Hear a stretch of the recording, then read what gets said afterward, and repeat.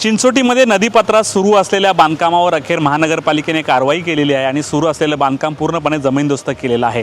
विशेष म्हणजे 2 दिवसापूर्वीच HP लाईव्हने ही बातमी प्रकाशात आणली होती आणि HP लाईव्हवर बातमी दाखवल्यानंतर प्रशासनाला कुठेतरी जाग आली आणि प्रशासनाने ही कारवाई केलेली आहे। ही जी नदी आहे ही पारंपरिक नदी आहे। या नदीतून तुंगारेश्वर धबधब्याचं पाणी दुथडी भरून वाहत असतं आणि तिकडच्या भूमाफियांनी तिथे आहे नाल्यामध्ये कंपाऊंड वॉल बांधण्यास सुरुवात केली होती आणि तिथे जे आहे मोठे मोठे 8 ते 10 गाडे बांधवण्याचं प्रयोजन होतं।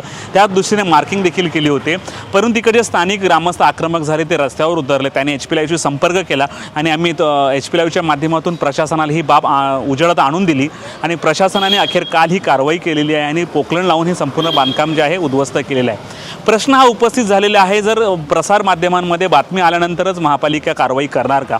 एकीकडे नालासोपाऱ्यामध्ये सर्वोच्च न्यायालयाच्या आदेशानंतर महापालिका कारवाई करते, इकडे पाहिलं आम्ही बातमी दाखवल्यानंतर प्रशासनाला जाग येते।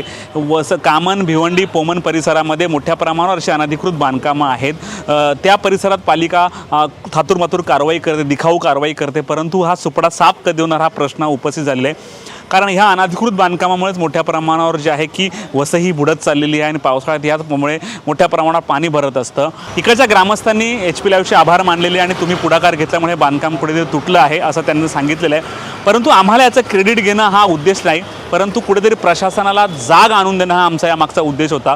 नदी नाले तुम्ही अतिक्रमण करू नका। जर आपण भविष्यामध्ये ह्याच्या प्रकारे नदी नाले अतिक्रमण करत राहिलं तर येणारी पुढची पिढी जी आहे वसई विरारकरांसाठी मोठ्या प्रमाणात धोक्याची असणार आहे। त्यामुळे आयुक्तांचं कुठेतरी आभार मानावं लागेल की तुम्ही ह्या नदीपात्राचं बांधकाम तुम्ही थांबवलेलं आहे, परंतु अशीच कारवाई इतर देखील ठिकाणी करावी अशी आता मागणी होत आहे। HP लाईव्हसाठी हनीफ पटेलसोबत प्रवीण नलावडे, वसई।